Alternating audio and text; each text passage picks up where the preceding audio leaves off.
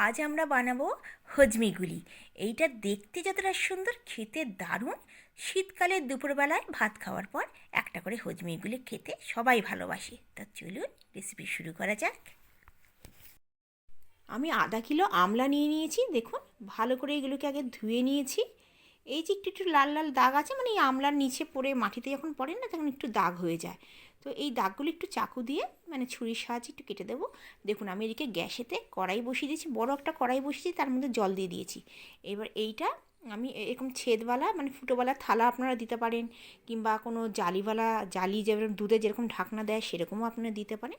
দিয়ে এই আমলকিগুলো আমড়াগুলো দিয়ে দেবো।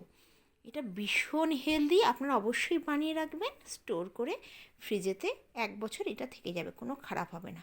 দেখুন, জলটা ফুটে উঠেছে। আপনারা ইচ্ছা করলে এই আমলাগুলোকে জলের মধ্যে 5 মিনিট ফুটিয়েও নিতে পারেন, কিন্তু ফোটালে এর গুণ নষ্ট হয়ে যাবে, ওই জন্য আমি ফোটাবো না। এইটা আমি হাই ফ্লেমে 10 মিনিট, 8 থেকে 10 মিনিট আমি এটা স্টিম করব। ঢাকনা দিয়ে দেব। দেখুন, ঢাকনা দিয়ে দিয়েছি। এটাকে আমি স্টিম করে নেব।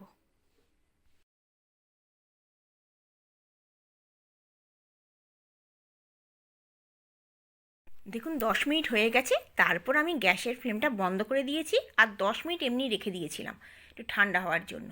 এবার এগুলোকে ঠান্ডা হলে তখন আমি এই বীজ থাকবে মাঝখান দিয়ে, মানে ছাড়িয়ে নেব এইটাকে। এখনও প্রচণ্ড গরম, আমি দেখব, কিন্তু প্রচণ্ড গরম, ওর বাবা ধরতে পারছি না। একটু পরে আর একটুখানি ঠান্ডা করব, তারপর এগুলোকে আমি আস্তে আস্তে খুলব। প্রচণ্ড গরম, একটু ঠান্ডা হওয়ার পরেই আপনারা করবেন।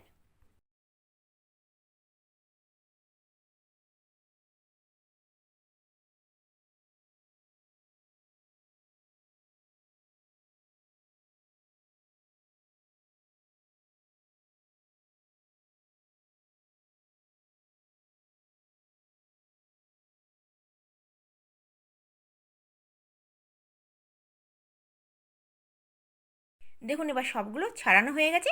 এবার দেখুন, এই বীজগুলোর মাঝখানে একটু একটু করে আমলা রয়েছে, এগুলো আমরা নষ্ট করব না। এটা আমরা ছুরি দিয়ে, দেখুন নরম আছে একদম, এই সাইডগুলোকে নিয়ে নেব, কারণ এটাকে আমাকে মিক্সারতে পিসতেই হবে। তো এটা আপনারা নিয়ে নেবেন, নষ্ট করে লাভ নেই। কিন্তু আমলা ভীষণ উপকারী, চোখের জন্য, চুলের জন্য, স্কিনের জন্য, হাই ভিটামিন সি। মানে এত ভালো আপনারা ভাবতে পারবেন না। আমাদের এখানে ভীষণ, দিল্লি আগ্রা সাইডে ভীষণ আমলা পাওয়া যায়। আমাদের পাড়াতেই আমলা গাছ রয়েছে, আপনাদের দেখাবো, আমলা ভরে রয়েছে, কিন্তু আমরা কোনোদিন পারি না। ওরাও পারে না, ওই পড়েই থাকে আমলা।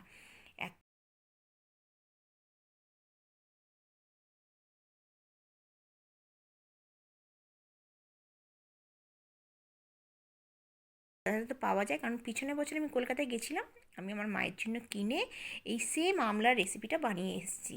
আমার মা এখনও পর্যন্ত খায়, ফ্রিজে রেখে, খারাপ হয় না। একটা মানে খাবার পরে এই ইয়েটা আমলা একটা করে গোলা খায়, ভীষণ ভাল লাগে। দেখুন, এগুলো ছাড়িয়ে নিয়েছি আমি সব। এবার আমি মিক্সারে দিয়ে দেবো, অবশ্যই ঠান্ডা করে দেবো, এটা মাথায় রাখবেন। এর মধ্যে আমি আদা, দেখুন ঘষে নিয়েছি, আপনার আদার টুকরোও দিতে পারেন, কিন্তু আমি একটু ঘষে নিয়েছি, 1 ইঞ্চি মতন আদা দিয়েছি। আদা অবশ্যই দেবেন, আদা দিলে খেতে ভাল লাগবে। আর ওই অনেক সময় সর্দি কাশি, গলা খুসখুস হয় শীতকালে, সেই জিনিসটা কমে যাবে। এর মধ্যে আমি দিলাম 1/2 চামচ নুন দিলাম, আর 1/2 চামচ বিট নুন। অবশ্যই বিট নুনটা দেবেন আর নুনটা দেবেন, খাট্টা মিঠা চটপটি খুব খেতে ভাল লাগবে। দেখুন, আমি ফাইন পেস্ট করে নিয়েছি, আমি কিন্তু ওতে জল দিইনি, 1 ফোঁটা জল দিইনি। জল দেবেন না, জল দিলে অসুবিধা হবে। যদি জল দিতে চান, একদমই হয় না, তাহলে কিন্তু 2 চামচ জল দিতে পারেন, কারণ আমি 5-6 বার মিক্সার গ্রাইন্ডার চালিয়ে তারপর হয়েছে, অনেকক্ষণ পর পর হয়েছে, মানে একটু টাইম লেগেছে, যেহেতু জল ছিল না। জল থাকলে তাড়াতাড়ি হয়ে যেত। এবার দেখুন, ফ্রাই প্যান গ্যাসেতে বসিয়ে দিয়েছি। অবশ্যই ফ্রাই প্যানে করবেন, এটাতে কোন ননস্টিকে করলে এটা খুব ভালো হয়। এবার আমি গ্যাসের ফ্লেমটা হাই করে আমি এবার আমলকি যে পেস্টটা আছে এটা নাড়াচাড়া করবো। এটা একটু টাইম নেবে, একটু আমি নাড়াচাড়া করে নেবো ভালো করে।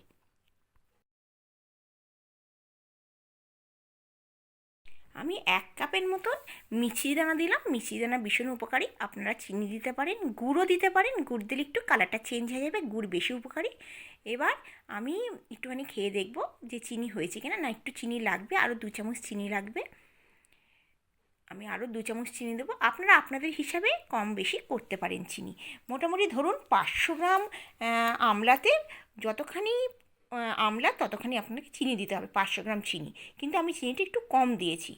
আমি 1 কাপ, ধরুন এই 300 গ্রামের মতন আমি চিনি দিয়েছি, তার বেশি আমি দিইনি, কারণ বেশি মিষ্টি আমরা দেবো না। বেশি মিষ্টি দিলে আবার ক্যাটক্যাটে মিষ্টি হয়ে যাবে।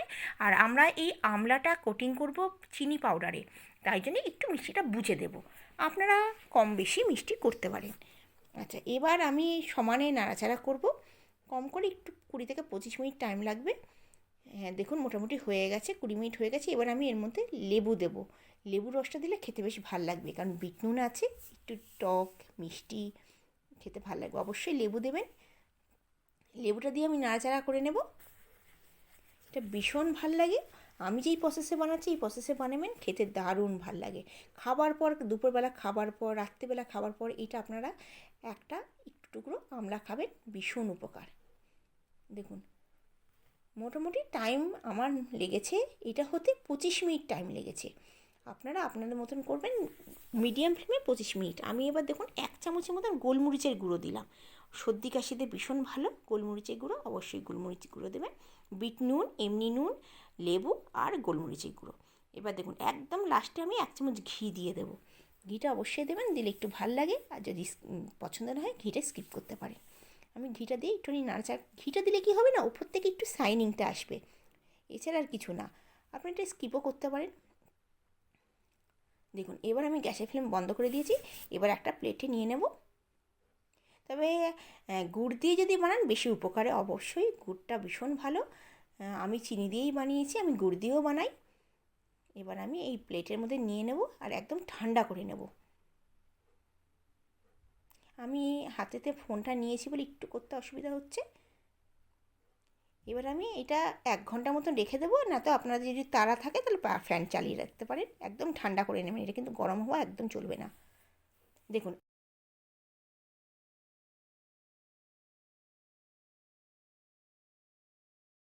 1 ঘন্টা হয়ে গেছে। আমি ঘরেতে দেখুন চিনি পাউডার বানিয়ে রেখেছি। এটা আমি সবসময় ঘরেতে করে রাখি, আমার লাগে। তো এই জন্য আমি চিনি পাউডার করে নিয়েছি। এবার এর মধ্যে আমি কোটিং করব।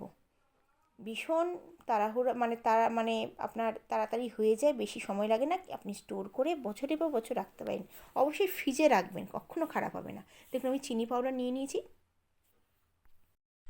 একটা বানিয়ে নিলাম, কি দারুণ হয়েছে। সেম প্রসেসে বাকিগুলো বানিয়ে নেব। হাতে কোনো ঘি কিংবা তেলের কোনো দরকার নেই। যদি একটু মনে হয় চিপচিপে হাতে লাগছে, তাহলে একটু হাতে জল লাগিয়ে নেবেন, তাহলে দেখবেন সুন্দর হয়ে যাবে। এই হাতের তালুর মধ্যে একটু জল লাগিয়ে দেবেন, বা হাতে আর ডান হাতে একটু। এবার আমি সমস্ত যেগুলো বানাবো সেগুলো আমি চিনির মধ্যে দিয়ে দেবো, কারণ আগে চিনিটা যদি নিই তাহলে হাতের মধ্যে চিপচিপ হতে পারে। তাই জন্য আমি আগে গোলা বানিয়ে নেব, নিয়ে চিনির মধ্যে দিয়ে রেখে দেবো। এটা ভীষণ হেলদি। আপনারা একবার আমার প্রসেসে বানান, দারুণ লাগবে, কখনো খারাপ হবে না। আর খাওয়ার পর তো খাবেন, খাওয়ার হজম হবে। আপনারা চাইলে এর মধ্যে একটু হিং দিয়ে দিতে পারেন, হিং আর জিরা পাউডার, ওইটা দিলেও ভালো। আমি চবনপ্রাশ বানাই, সেম প্রসেসে চবনপ্রাশ বানাই, ওইটাও আপনাদের বানিয়ে দেখাবো। ওখানে আমি হিং দিই, তারপর জিরা পাউডার দিই, ওইটাও ভীষণ ভালো। 1 চামচ যদি রোজ খাওয়া যায়, আপনার সর্দি কাশি একদমই হবে না। দেখুন বাকিগুলো আমি বলগুলো মিডিয়াম সাইজের বানাবো, আপনারা ছোটো ছোটোও বানাতে পারেন।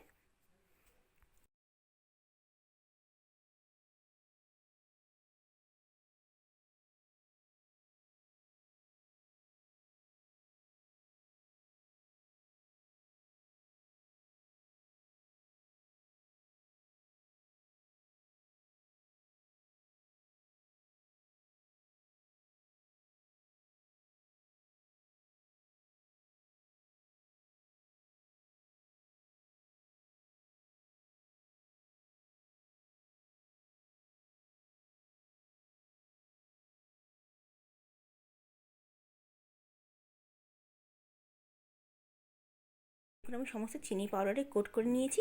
যদি আপনাদের চিনি পাউডার না পছন্দ হয় তাহলে আপনারা এমনিও রাখতে পারেন, কোনো অসুবিধা নেই।